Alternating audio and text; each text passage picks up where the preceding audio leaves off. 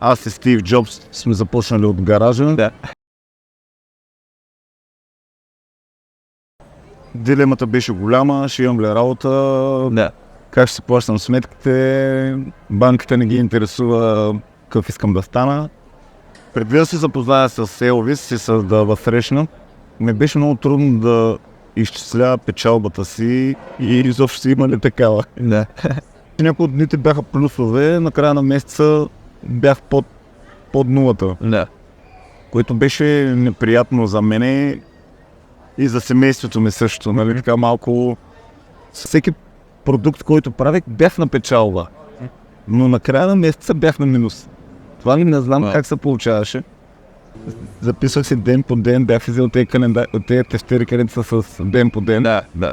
И си записвах голяма част от приложенията, които намерих, бяха с реклами, не бяха това, което търся.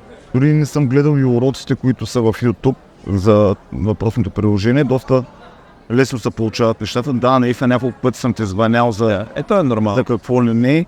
Единственото приложение с call center, за което ползвам и може би единственото, за което плащам. Да. Но се заслужава всеки един лев и ми е в голяма помощ. Нали.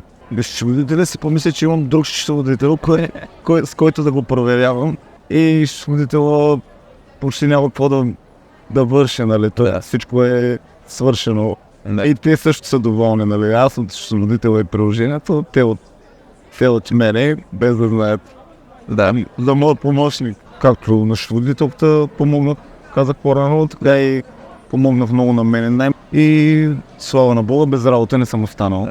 Тествайте безплатно за 30 дни сега. Elvis BG. Творим технологии за успех.